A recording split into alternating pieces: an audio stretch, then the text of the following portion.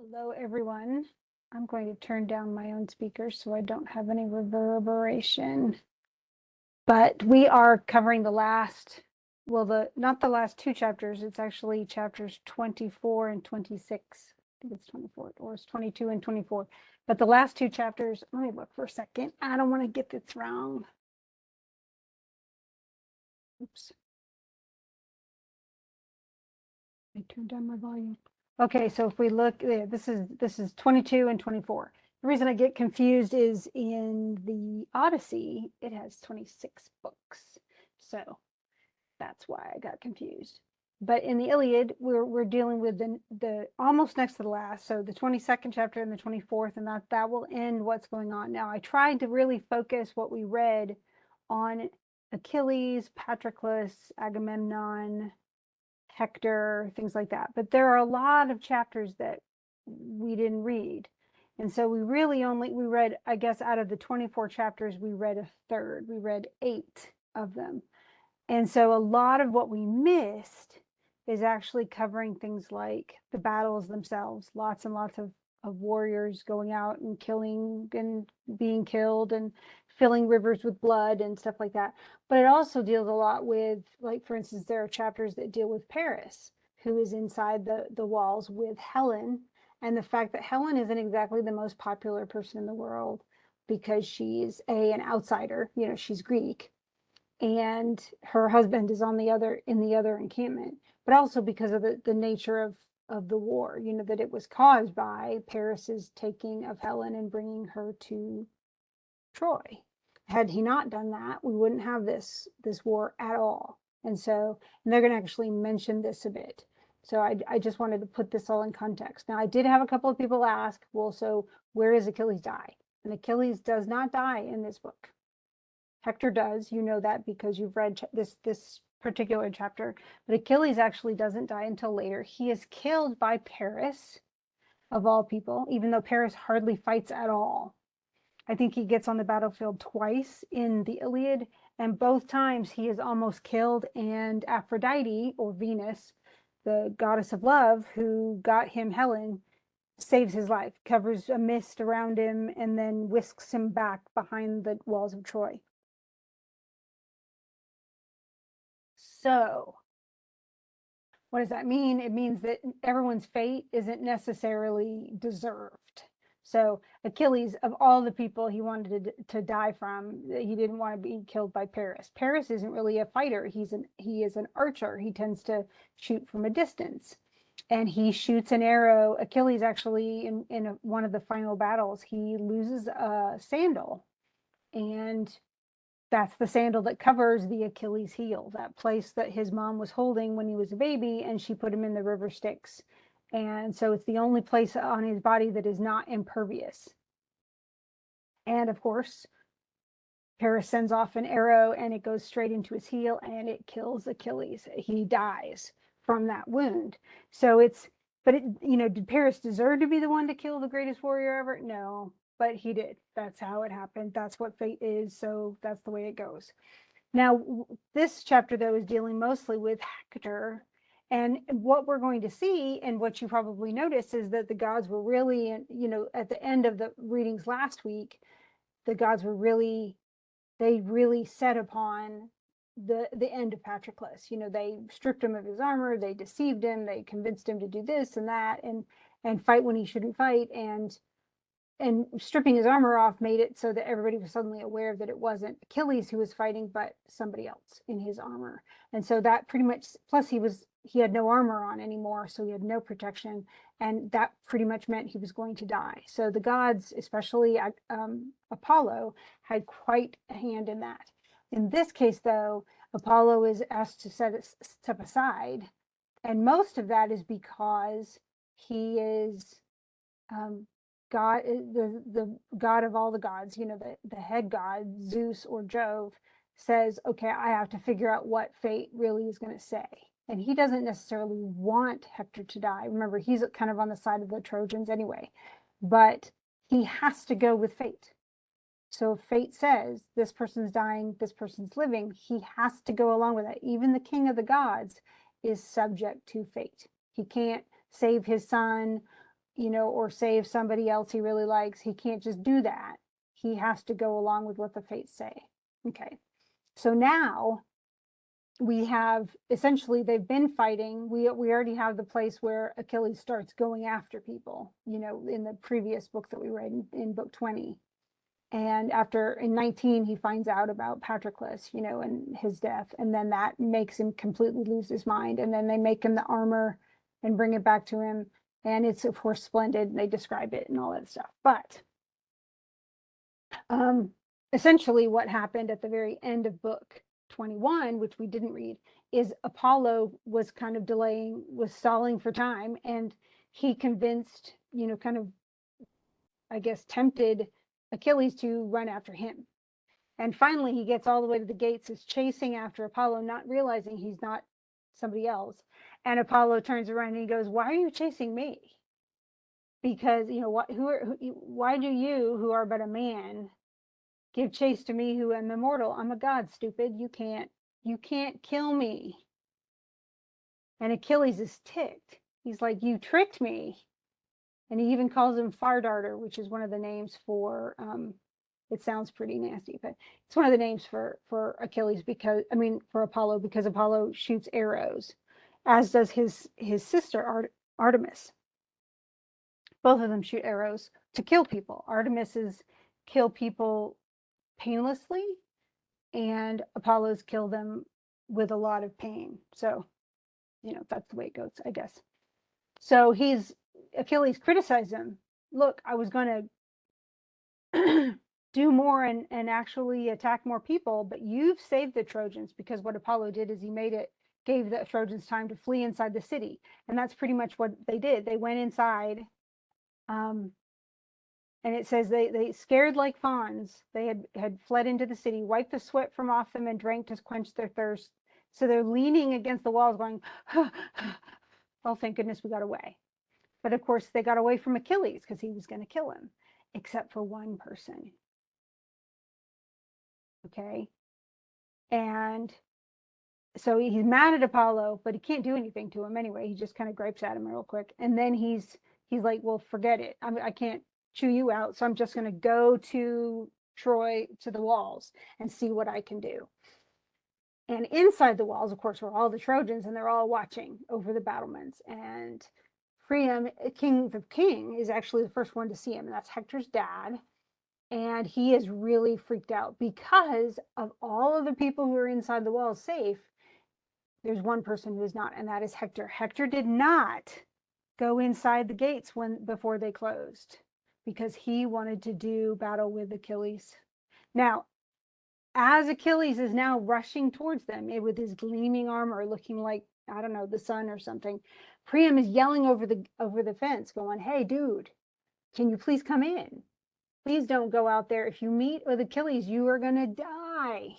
He doesn't say, "Oh, you might die." No, you will meet death at the hands of the son of Peleus, for he is mightier than you, and he's a monster. And I wish that the gods didn't love him, because then he would already have been dead and devoured. But I know if you stay out there, he will kill you. And he already says he's already killed 2 other of my sons by another woman. I was wondering how in the world, for years I thought, how in the world could he have 50 sons and plus a bunch of daughters? Well, it's because he had lots of wives and concubines and slaves, and he got them all pregnant. So that's how that happens. Women couldn't, there's no way a woman could have 50 children. I'm sorry. It's just, that's biologically, it would kill her. Anyway, but he's saying, okay, these 2 sons have already died. I've already lost 2 of them. And now I'm going to lose you too. And if you're out on the field, what's going to happen to your body? Because you're going to get taken. And then once you're taken, you're the best of the fighters. And so if you're dead, then they're going to come after us, and they're going to win. And they're going to tear me to pieces at my own gates. After someone has beaten the life out of my body so it's one thing when a young man is fighting in war, but I'm an old dude and I'm just going to get slaughtered. So when an old man is slain, there's nothing in this world more pitiable than the dogs should defile his gray hair and beard. The truth is, though, is in the future, and all the Greeks knew this because this was old history. In the future, when Troy does fall, that's exactly Priam is going to be slaughtered along with his wife and everybody, you know. So then we go though to his wife, to Hector's mom, and that's Hecuba, though she's not named right here. But she's weeping over the walls, and she's like, "Please, Hector, my son, you know, please have pity on me. You know, please come and within the wall and protect yourself." Remember, he's got only so much time because Achilles is coming towards him. And so they're trying, while he has time, they can open the gates really quick, slip him back in, shut the gates, and Achilles can't do anything. He's going to run around and that's it.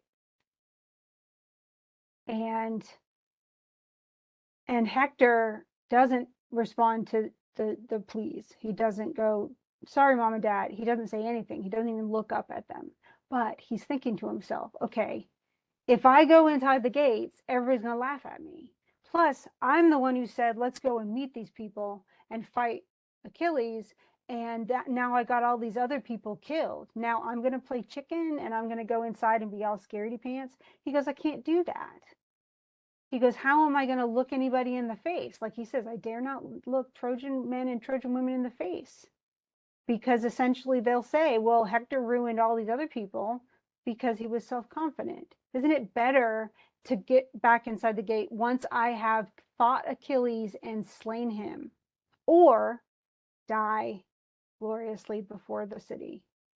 Isn't it better for me to face Achilles myself and take the consequences for what I've chosen to do? Other people have already paid for what I've said and what I directed them to do. And so shouldn't I do the same thing? Shouldn't I pay for this? Or slay Achilles? And he still thinks it's possible. And then he says, and it's a really interesting conundrum. It's all the way through this. He's really kind of dealing with all this. He goes, well, what if I just take off my armor and just walk up to Achilles and beg him, hey, and just tell him, look, I'll give you back Helen. We'll split the wealth of the city and give you half of it if you just leave us alone and go home. And then, you know, that would make it, you know, that would save the Troy itself, you know, if I could do that. Of course, this war has gone on for almost 10 years. And he knows the likelihood is they're not going to just go, okay, whatever, here's Helen, let's go home. They're mad. You know, they've been sitting outside the gates trying to get in for 9 years, 9+ years. So he says, he goes, if I went up to him, it's not like he's going to be merciful. Oh, he's unarmed. He'd slaughter me. He even says he would kill me then and there as easily as if I were a woman. And so there's no, I can't talk to him. He's too angry. It's better to fight him at once and learn which of us, Jove, that's Zeus, will vouchsafe victory. And here comes Achilles. It's too late to go inside the thing now, but as soon as Hector sees it, and of course, remember, he's having all his thoughts in his head. As soon as Hector sees the guy, because the guy is impressive. Supposedly, by some accounts, there's one description in the Iliad that says he's like 15 feet tall. Achilles is. Now, while that's really nonsense, you know, still, I guess he's like Goliath or something. But Achilles comes up to him, and just as he was going to, you know, face him and fight him, here comes Achilles looking, I don't know, phenomenal. And fear fell upon Hector as he beheld him, and he dared not stay. He starts to run. In fact, he runs, and each time he's trying to run over towards the gate, like he's going around. In fact, he says later on that Achilles chased him around the city walls of Troy 3 times. And so while he's chasing around, he's trying to, you know, get ahead enough so that he can get inside the gates and get in and be safe. Like he's all bravery is gone. As soon as he sees Achilles, he goes, and so Achilles sees him running though, and he's like, no, I'm going to get you. And so Achilles chases after him with all his might, and Hector flees as fast as he possibly can. And so it's a weird, I mean, I'm sure, I don't think Troy depicted this at all, mainly because it doesn't look super heroic. But a lot of it is Achilles. I mean, it's meant to show you how Achilles was so much more than any other fighter. Because remember, even when Patroclus was wearing his armor, Hector, the people still were willing to try to face him, but just the armor alone made him scary. How Patroclus wore armor of a man who was 15 feet tall, I don't know. But everything's a little. It's what Greek myth is all about. It doesn't have to be factually accurate. But Hector is all he has to do is see Achilles. No, this is the real dude with his shiny little armor.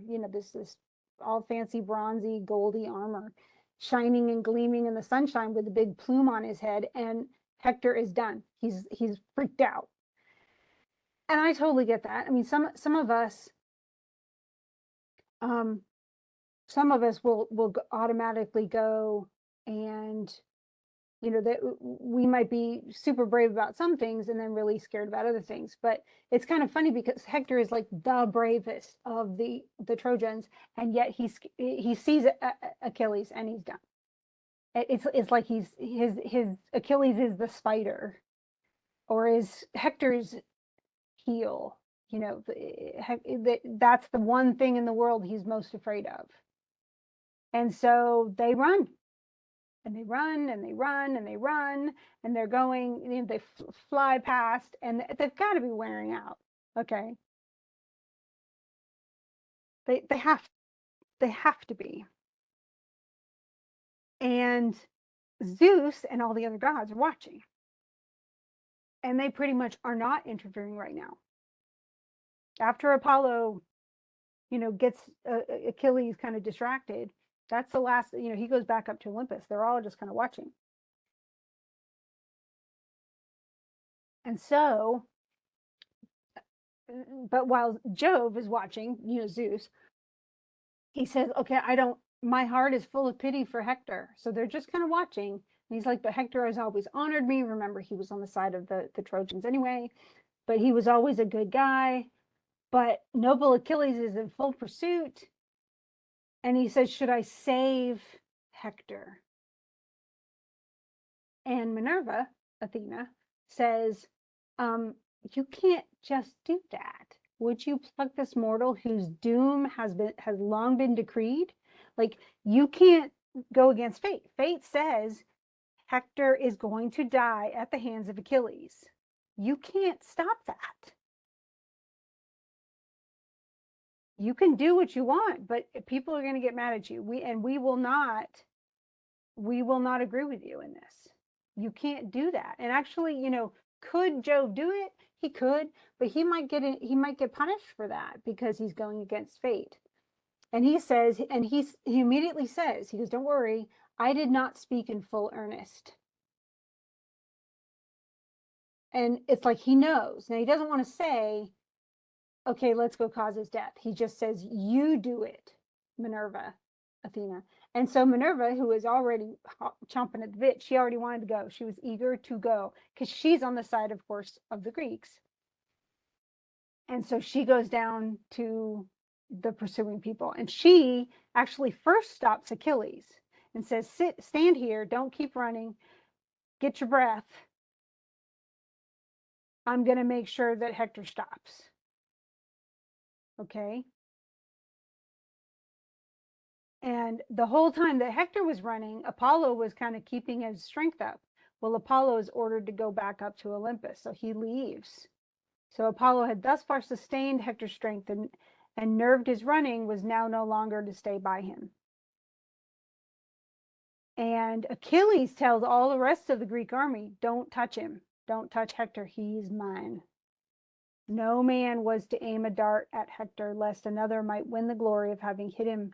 Remember, Hector killed Patroclus, but Patroclus had already been hurt by 2 other people, and then Apollo had stripped his armor. So they'd made him about as helpless as he could, and that is not what Achilles wants. He wants to kill Hector in his armor in a fair fight. with just him and Hector. Of course, he has no doubt at all that he will win. So, but essentially, what she does is Minerva comes down and says, "Stop, take a breath. I'm going to get him to stop." She even says, "Stay here and take a breath, and I'm going to go persuade him to turn around and fight you." And so Achilles immediately obeys. And so then Minerva goes. Remember, Apollo pretended to be a warrior and distracted Achilles and saved all the Trojans so they could get inside the gates. Well, now Minerva, or Athena, it goes to Hector and pretends to be his brother, Deiphobus, and says, "Why are you running? Let us await his onset and stand on our defense." In other words, I'll fight with you. Of course, now this is a lie. She is absolutely fooling Hector into thinking that he's not going to fight alone. Now, is it a fair fight, 2-on-1? Well, against Achilles, yes, but probably not. Actually, they probably still have a disadvantage. But she's fooling him to thinking that he's not going to fight alone, and it makes it a much different battle. Should Hector fight Achilles alone? There's no comparison, and that's what they're trying to make sure we understand. So Hector says, praises Deiphobus. "Okay, I'll turn around and we'll fight." And it's funny because he says, "I'm so glad you left the gates and came out to help me when no one else would." And of course, he didn't. Deiphobus is still inside the walls. So he praises him for bravery he does not have, but he's being tricked. And so, and then Minerva lies even further. "Oh, well, my mom and dad said don't go, but I just felt like I had to. I saw you out there and I knew I had to help. So let's turn around and fight him together." Of course, it's a lie. Athena's not her nicest right here, but she is absolutely, again, this is still his fate. All she's doing is making it happen faster. And so Hector turns around, says, "Okay, I'm not going to run away anymore." And he says, "3 times I've fled around the mighty city of Priam without daring to withstand you, but now I'll either fight and win or fight and lose." But let's be agreed, okay, that if I win, I'll give up your body to the Greeks, and if you win, that you'll give up my body to the Trojans.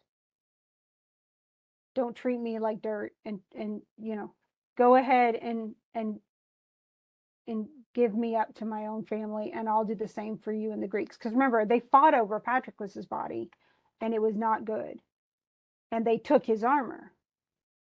Achilles glares at him and goes, "There are going to be no covenants between men and lions. Wolves and lambs can never be of one mind, but hate each other out and out and through. So no, I'm not going to promise you anything, absolutely anything. I am just going to fight you and I'm going to kill you. You have no more chances." And he says, "Pallas Minerva," that's Athena, "will forthwith vanquish you by my spear. You shall now pay me in full for the grief you have caused me because of Patroclus." And he says, "Because of my comrades, it's Patroclus." So he hurls the spear and he avoids it. He crouches down and it goes over him. But then Minerva actually picks up the spear and gives it back to Achilles. Now, that's the huge advantage. If once you chuck off the spear, you don't have it again unless you can somehow get to it. And in fact, if you miss and the spear's still intact, Hector could have picked it up and thrown it back and used it. And so they're kind of trash talking each other in between. And then Hector throws his spear. Okay. And his aim was true. So he didn't miss the way Achilles did, but the spear rebounded off the shield and didn't pierce it. And the spears were intended, if you threw the spear well enough, it was supposed to go through a shield. But this is an extra special shield that Vulcan or Hephaestus made. And then he turns, he's hoping to get a second spear from his brother, Deiphobus. But then he turns around and realizes there's nobody there. And he goes, "Dang it. Alas, the gods have lured me on to my destruction. I thought Deiphobus was there and he wasn't. So they have tricked me." But then he says, "So Jove and his son Apollo, the far darter, have willed it, though before they were protecting me." So in other words, I know my doom is come. I am going to die. Let me not then die ingloriously. So let me fight for real and make this a good battle. And it's really, that's kind of the warrior's creed. Like, don't give up, don't run around the city of Troy being chased 3 times. That's not what a warrior should do. But make it knowing that you could die, fight as hard as you possibly can. And so he does. He takes his sword and he springs on Achilles. Now, Achilles, remember, is still furious. Plus, he has his shield. Plus, he has his helmet, and the shield and helmet are both made with 4 layers of metal, and that is essentially going to help protect him. But the gold is so, I mean, it also gleams, and so it's essentially it's just really, it's a scary thing. Plus, he still has his spear. Remember, Minerva picked up the spear and gave it back to him, and a spear is much longer than a sword. And so if you still have your spear and someone's going out after you with a sword like Hector is, you have an obvious advantage because you can stab him while he can't even reach you. Okay. And he's trying to figure out where can he actually stab through, where can he get through Hector's armor. But it was all protected by the armor of which Hector had spoiled Patroclus after he'd slain him. In other words, this is where it gets even, no wonder Achilles is angry, because Hector right at that moment is wearing Achilles' old armor, and that's got to tick him off to no end. I mean, and that's also a reminder, hey, he got that armor that he's wearing right now, he got it after killing Patroclus. And so, and then Achilles essentially struck him as he was coming on towards him, and the point of his spear went right through the fleshy part of the neck, but it did not sever his windpipe, so he could still speak. So literally, he's coming on with his sword, and Achilles just stabs him smack dab in the middle of the throat. Well, not the middle, but I guess on the side. And Hector fell headlong, and Achilles essentially starts boasting over him. And then he goes, you deemed that you should come off scatheless when you were spoiling Patroclus. In other words, you treated Patroclus's body like you shouldn't have done. And I am his best friend. And I'm far mightier than he is. And I tell you, and I knew that I was going to kill you. The Achaeans shall give Patroclus all due funeral rites, while dogs and vultures shall work their will upon you. In other words, I'm not going to give you to your parents. I'm not going to let you be buried with honors. I'm going to let the dogs eat you. And Hector says, please, he pleads with him. I pray you by your life and knees, by your parents, let not the dogs devour me. Send my body home so that they can bury me. And he says, no, absolutely not. Because of what you have done to me, there's no way. He goes, if they bring 10 or 20-fold the ransom and weigh it out for me on the spot with promise of yet more, there's no way I would give up your body. Your mother shall never lay you out, never lament over the son she bore, but you're just going to be eaten. Your body will be torn apart by dogs and vultures. And Hector says in his dying breath, he says, I know what you are, and I was sure that I should not move you, for your heart is as hard as iron. Look to it that I bring not heaven's anger upon you. Be careful, because, don't be so hard-hearted, because it could anger the gods. And he goes, and then he gives his pronouncement of doom, which is totally right. Paris and Phoebus Apollo, valiant though you be, shall slay you at the Scaean gates. And that is exactly what happens. Paris, with the help of Apollo, is the one that shoots him, remember, in the foot. And then Hector dies. And Achilles spoke over the dead body, and he goes, die. For my part, I will accept my fate whenever it happens. He doesn't care at this point. Why? Because the whole reason he was there is gone. The whole reason he was, I guess, content to be there for a while was gone, because Patroclus is dead. Okay, so then he actually strips off the armor. Remember, that's his armor. and the other Greeks come and get it, but no one would come. No, and no one came near the body of Hector without giving him a fresh wound. So other people literally came around and just stabbed the body. And they're mocking him and stuff like that. So they're not exactly being respectful or anything to Hector. And he says, now Hector's dead. So now we need to consider whether we should not attack the city in force and discover what the Trojans are going to do. You know, are they going to give up now that Hector's fallen? Or are they going to keep going? You know, I don't know, but I'm not going to think about this right now. And he says, I got to go bury Patroclus. And he says, Patroclus is still lying at the ships, unburied and unmourned, he whom I can never forget so long as I am alive and my strength fails not. So this is like friendship times 400. And that's why so many readers have speculated over the years that there is more to their relationship than just friends. And that, I mean, for the Greeks, that wasn't a big deal. The Greeks actually didn't prize women they didn't think a whole lot of women. Women were there to, you know, have children, but they had no rights and they had really no voice. And so the most ideal love was between two men because two men had the mind and whatever. It's ridiculous, in my opinion, because I think women, I mean, obviously I'm a woman and I'm teaching this class, but women just weren't seen as equals. And so love can't really be real love if it's not between equals. That's why Greeks had no problem really with homosexuality. So but they take the body, and yet, and they're actually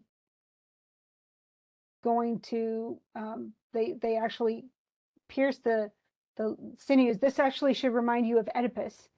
Of course, now Hector's body's dead, it's not alive, but they actually pierce his ankles and pass thongs of oxhide through them, and then they're dragging his body around behind a chariot.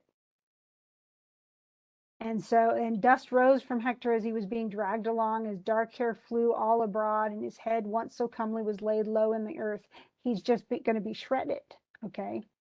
And this is not honorable.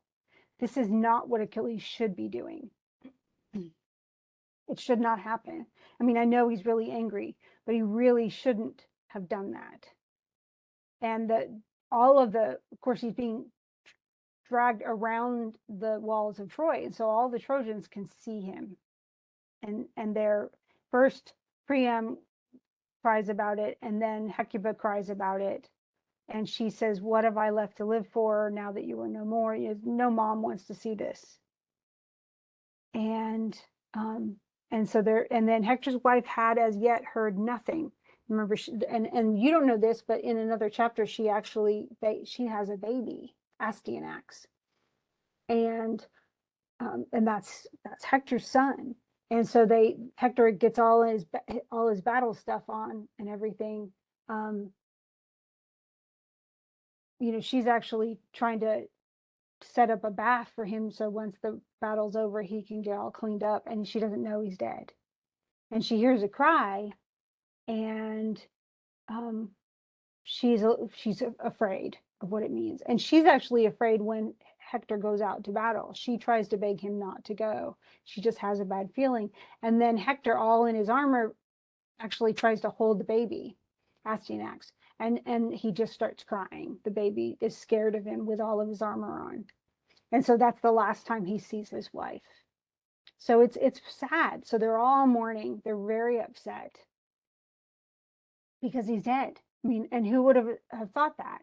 Now, of course, and this is what his wife now starts lamenting. She goes, you know, essentially her son's an orphan.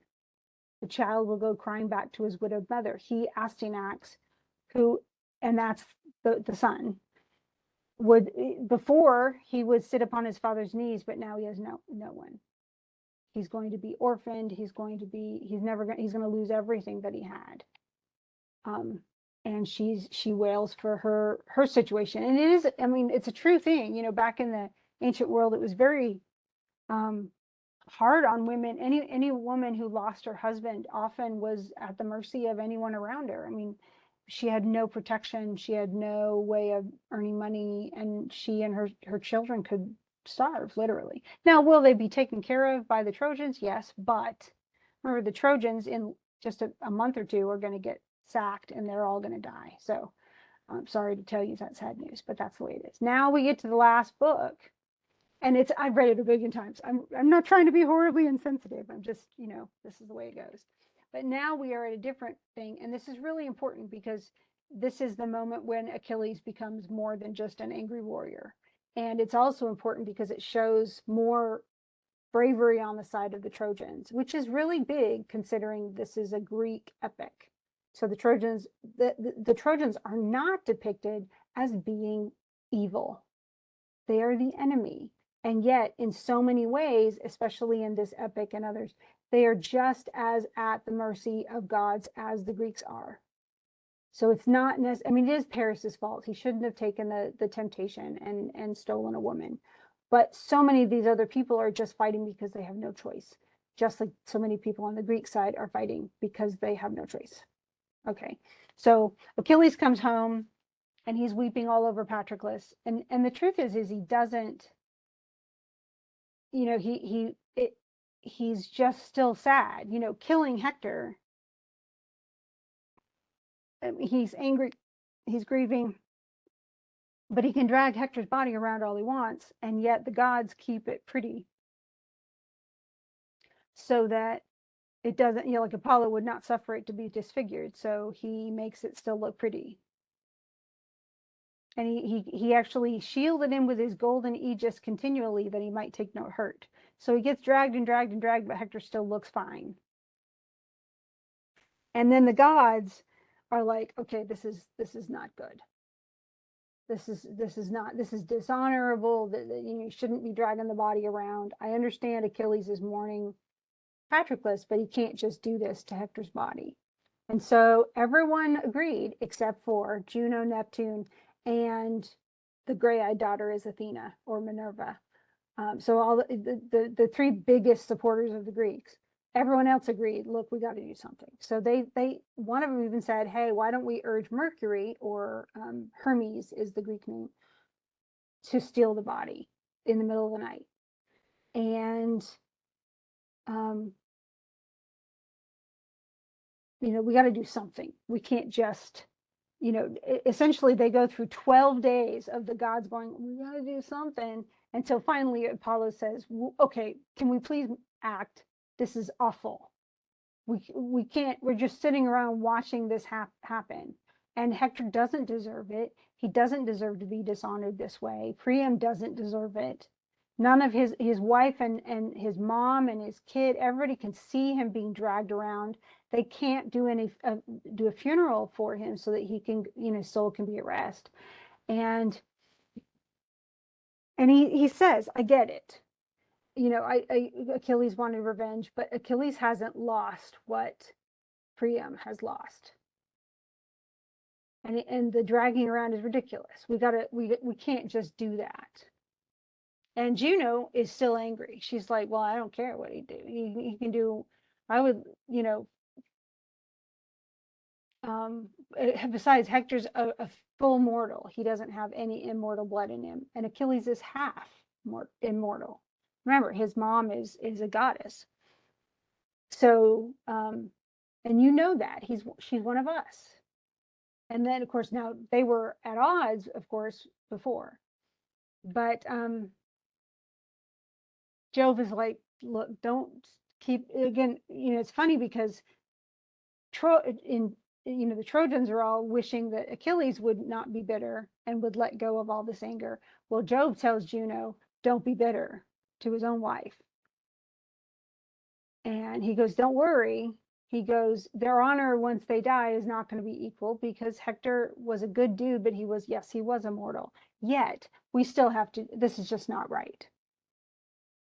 And he says, therefore I shall therefore permit the body of mighty Hector to be stolen. And he says, yet this can't be without Achilles coming to know of it. So we can't sneak it out from under Achilles. So send Thetis to me. And so Thetis comes, and actually Dawn, well, Iris is in Aurora, that she comes in and visits Thetis, and she's upset. Of course, she knows she's weeping. Why? Because she knows that her son's going to die. And she goes, Thetis, you need to go tell, essentially Zeus, Jove, has called for you. And so I will go. She goes, I think I know what he's going to tell me, but I'm going to go anyway. And he essentially says, Jove says, I know you're sorrowing. I know what's going to happen, but we've been, arguing about Achilles, and we need to have him give up the body. I'm going to send Iris over to Priam to tell him to go and pick up the body. Go, get in a cart and go to the Greek camps. And Mercury actually is the one, Hermes, the messenger god. Mercury is going to help him get through there without getting killed. He's going to keep him quiet, keep him invisible. And Thetis doesn't have a choice, so Thetis obeys Jove, and she goes down to her son and tells him, and she caresses his hand because she's his mom. And she says, you need to stop grieving and stuff, and you need to stop being so angry. And you have to listen to what I say. Jove told me they're angry because of what you've done to Hector's body, and it's not okay. Therefore, his dad's going to come and get him, and you're going to let him go. Accept a ransom and let him go. And Achilles is like, he doesn't. What's funny is, he's all angry at Hector, and yet when he's told this is what the gods want, he immediately obeys. And that's part, when we talk about what a hero is or what a good Greek was, a Greek is going to be brave. They're going to face their own fate, things, but they are going to obey the gods. When the gods tell them, you will do this, you better do it. So if the gods tell you to do something and you say no, well, that's going to get you in a big bunch of trouble. But that's not what Achilles does. Even at the beginning, the very first book we read, remember when Achilles was so angry at Agamemnon, he knew he could probably take him and just choke him to death or kill him right there. And Athena, Minerva, stood behind him and pulled his ponytail and said, no, you will not, you can yell at him if you want to, but don't kill him. He obeyed her immediately. This is what Achilles has to do. If he's going to be a good Greek, he has to obey. And so he does. He agrees. He says, so be it. If Jove tells me what I'm supposed to do, then I will do that. And he's told Priam's going to come, and he's going to, bring money and riches to exchange for his son's body, and you will give it to him, and you will not hurt Priam. Now, once he does that, of course, then the messenger of Jove, this is Mercury, and he speaks softly to him, and I know this is Iris first, but she tells Priam, this is what you got to go do. And Priam is like, I got to do what? I have to go into the Greek camp in the middle of the night and not get killed, And he says, but she goes, I'm going to make sure you are escorted. The slayer of Argus is Mercury. He's going to escort you. When he's brought you to within Achilles' tent, Achilles will not kill you or let anyone else harm you. Okay, so trust me on this. Now, would you? I don't know, but Priam has no choice. So he tells Hecuba what he has to do. And he goes, what do you think? And he says, I'm moved. I think I want to obey the gods and do what they say. And his wife is like, no, you're just going to get slaughtered. And then she says, you must have iron courage, for if the cruel savage sees you and lays hold on you, he will know neither respect nor pity. Remember, he's a monster. So no, let's just weep for him here. And you should never face Achilles. And Priam says, no, I would go. So Priam she's just trying to make sure more people don't die. And she has no trust. But Priam trusts the gods. When they say, we will protect you, he believes them and he obeys them. That's also a point in his favor. So he puts a bunch of stuff in it in a cart, and um, essentially he just wants to ransom his son. He wants his son's body back, and that's more important to him than almost anything else. And that's the same thing. It's very like with Achilles, where he just wants revenge. He wants, he so loved Patroclus, and he so aches for the loss of that one person. And so this is like that. He wants his son back. He goes, it's a small thing. He goes, I'm going to go prove my bravery, and if it means I die, then it's better. It's better for me to die, and then I don't have to see the he knows Troy is doomed, because they were all telling him, don't go, don't go. And he criticizes all of his sons, because remember, they, Deiphobus included, because remember, they didn't go out and help Hector. And he makes it very clear Hector was my favorite, because Hector was the real hero. He went out and faced things even when he knew that he could die. And so they did. They put the wagon together, put all the riches in it, and Priam himself got in the cart and started running it away. So, and he's going that night. They go. Hecuba's all like freaking out still, but she's not trying to argue him against it this time. And then she says, if you don't see the messenger, don't go into the Greek camp. And he says, I will do as you desire me. Okay, as long as, if the messenger doesn't come, I'll come back. And so he goes. And he prays to Jove before he does. He says, grant that I may be received kindly and compassionately, and send your swift messenger.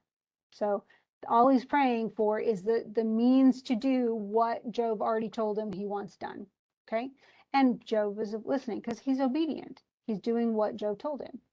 And so then they as soon as Priam and his servant Idaeus show up on the plain, Jove sees them, and he sends Mercury down to them. And Mercury is like the messenger god, but he's also the god of wanderers. He's a protective god. He helps people out when they're in strange territory. And this is his job. This is one of the things that he does really well. He's very rarely, I mean, I've never known him to be a really vindictive god. He tends to be kind. Yeah, guide and guardian. He actually, in the Odyssey later on, after the Trojan War is over, he helps Odysseus. So a couple of times actually. And then Minerva, or Athena, she helps him several times too. Actually helps him, at least half a dozen times. So then we get where they're going to be. And he says,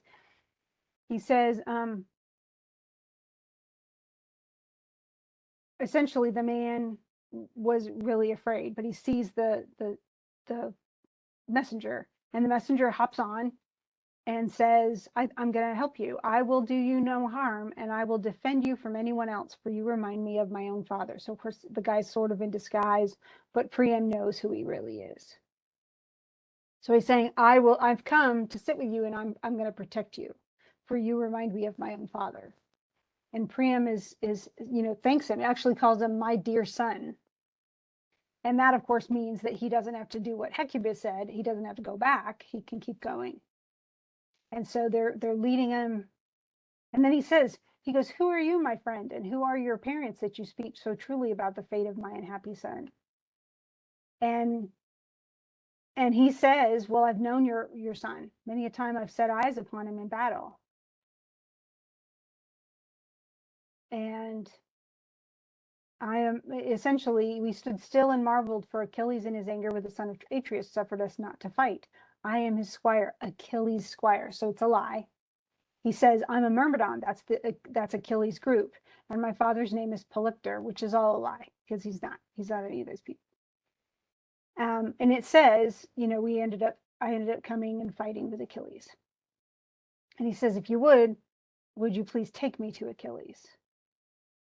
And is it true that my son is still at the ships, or has Achilles essentially torn him limb from limb? And he goes, oh, it's okay. Your body's all right.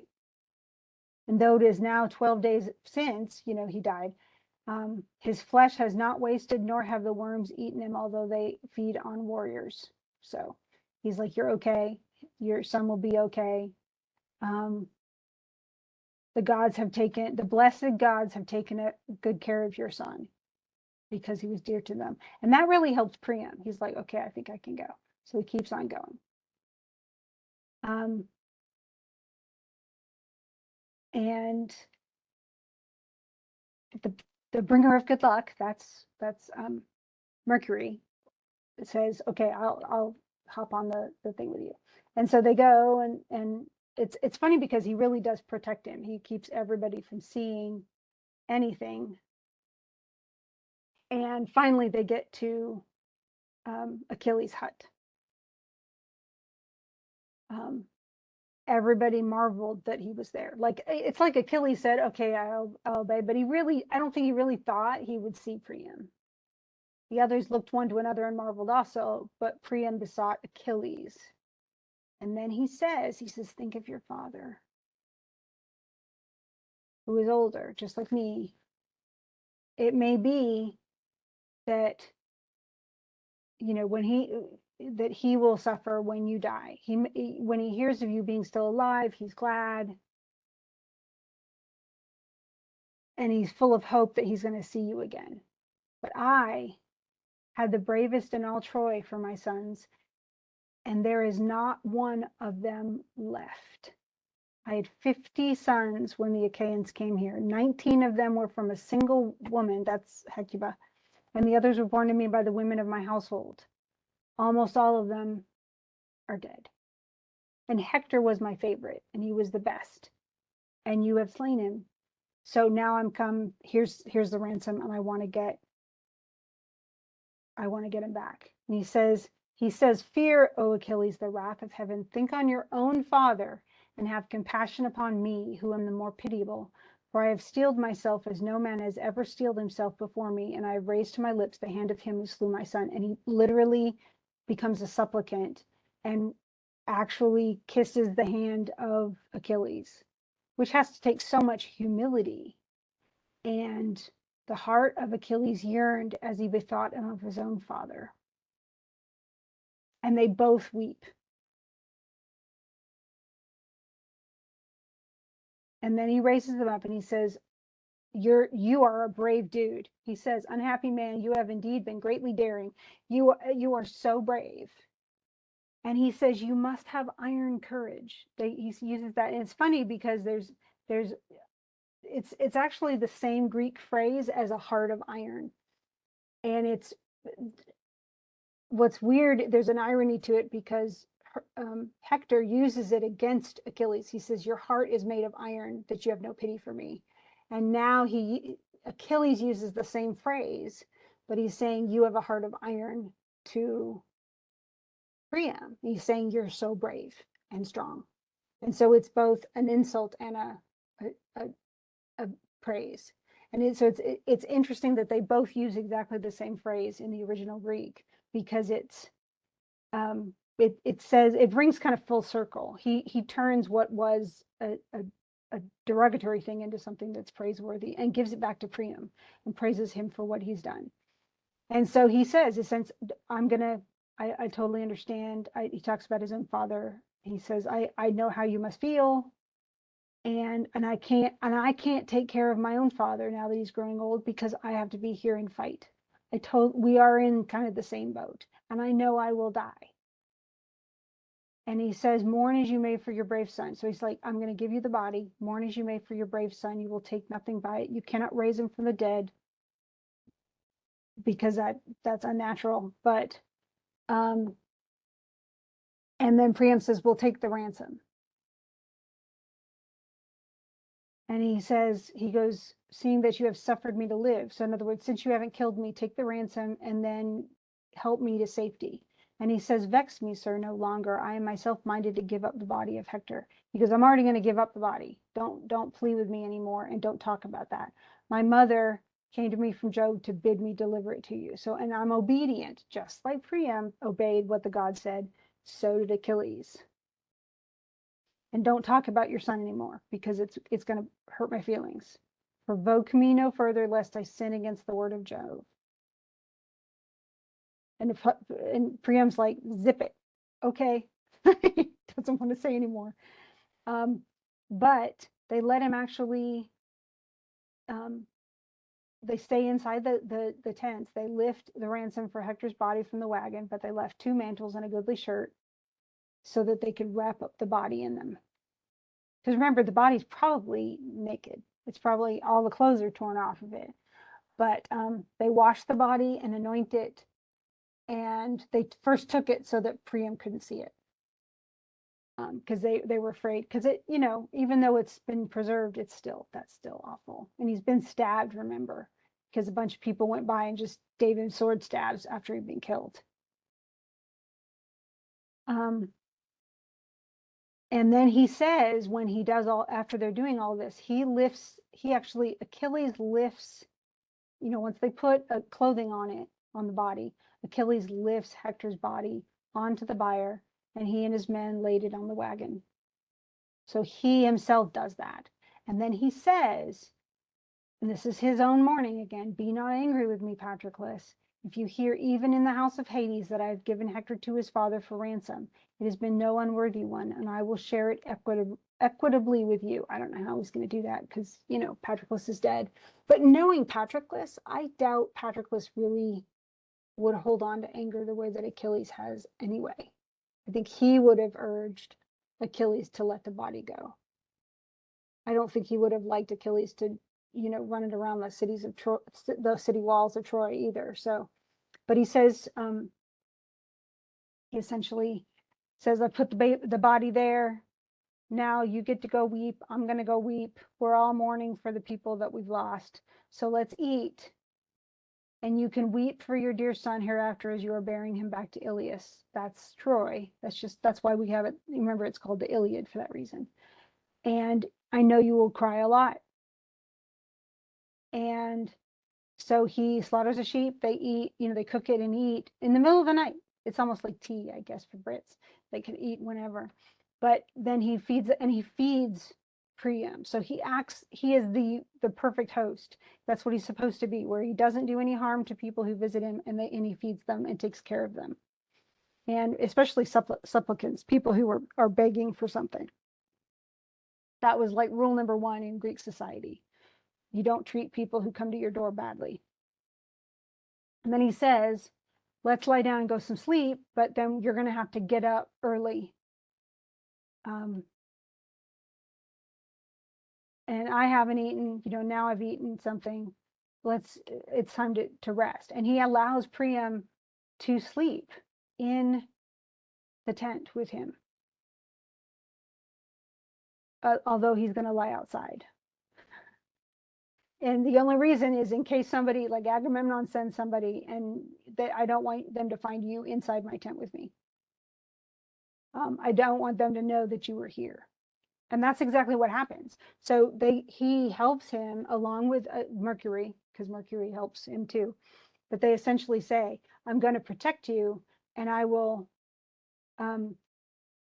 get you out of here safely. But then then Priam asks, he says, can you guys hold off fighting for 9 days so we can mourn Hector, bury him? On the 10th day, we'll bury him. There'll be a public feast in his honor. On the 11th, we will build a mound over his ashes. And on the 12th, if there need be, we will fight. And so he's like, okay, I'll put it off for that long. So he puts it off for 12 days, essentially. And then Priam and his attendants sleep a bit, then they get woken up. And it's funny, now both gods and mortals were fast asleep. But upon Mercury alone, remember, Mercury is the one who has to guide him out. Sleep could not take hold, where he was thinking all the time how to get Priam away from the ships. So it's like he still has a job to do. He has to make sure that Priam doesn't get killed on his way out. And so finally he whispers over Priam's head, sir, Achilles has spared you. He hasn't killed you. but you have paid a great ransom. Everything's done. You have your, but we have to get you out of here. But if you get caught here, then they're going to have to pay 3 times as much to free you. So let's go. And he even says, so it would be if Agamemnon and the other Achaeans were to know. So Agamemnon is still a threat. He even says, if Agamemnon knew that you were here, there would be nothing, you couldn't bargain with anything. And so Agamemnon still, is he obedient to the gods? No, not until he absolutely has no choice. So he's very resistant, and that's not a good thing. And that's going to eventually get Agamemnon badly. And then they sneak back out. So Mercury actually yokes the horses and mules and drives them quickly through so that nobody can hear them or see them. And then the first person to see them coming is Cassandra. She is daughter of Priam as well. So she's a princess. She is also, she was given the gift of sight by Apollo. And Apollo wanted to sleep with her. I know this is one of those stories that you would, if you read all of Ovid in this next week, you would totally get that story. He wanted to sleep with her, and she says, "I will if you give me the gift of sight." And so he did. And once a god gives a gift, he can't take it away. And then she wouldn't sleep with him. She said, "No, I'm not sleeping with you, Apollo." Poor Apollo. He gets like none of the women he wants does he get.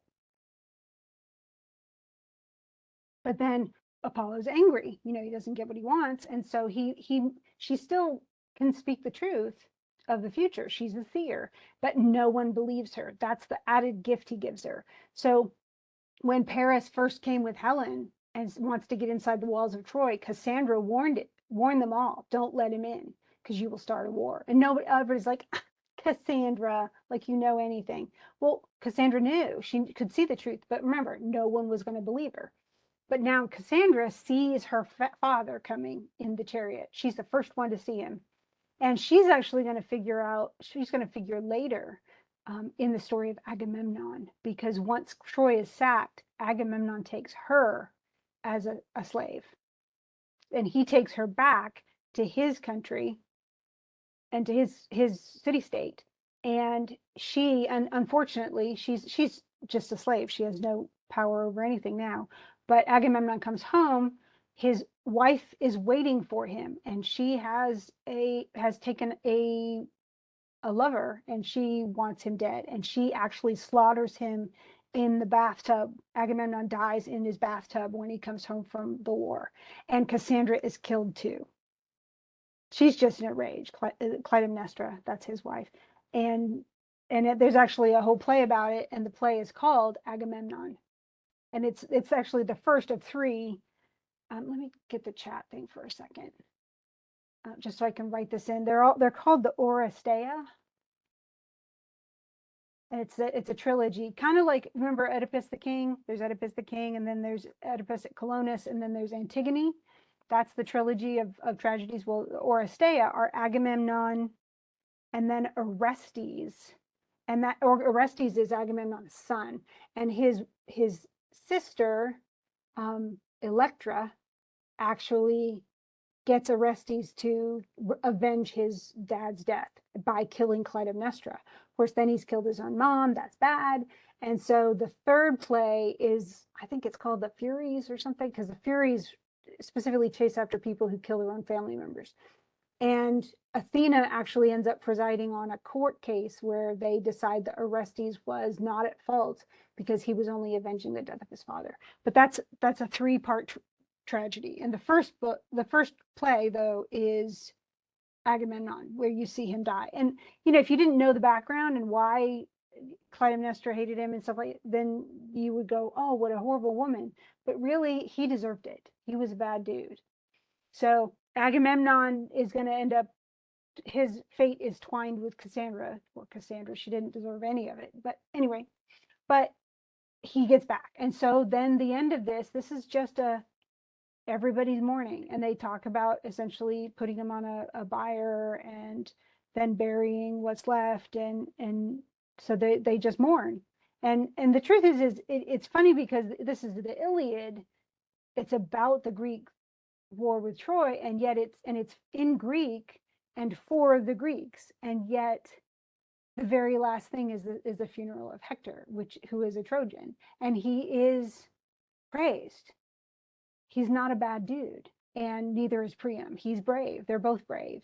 And in some ways, it's almost like, you can trash your foe, or you can say that person was a real contender. And that was much more the way that, if the person wasn't worth anything, worth fighting against, then what's the big deal? But if the person was, if they were brave and true and strong and well trained, then the fight was a real fight. It was a good fight, as opposed to fighting against somebody who can't fight back. And that was the end. That's the end of the Iliad. So if you do have questions, make sure and let me know. And you can always put questions in the journals so that anything is welcome, because if you're confused about something, I really want to know that you are, so I can make sure that you're all okay. Make sure, if you haven't watched the video yet about the paper assignment and you haven't figured it out all yet, you need to do that ASAP, because I want to know not only what you're going to write about, but also know that you're making progress, because it's going to be due very soon. Test is very soon, but then, once we get through discussing the metamorphoses next week, then the test will open. And then once the test is done, then the paper will be due. So just keep that in mind and let me know if you do have questions. Thanks, guys.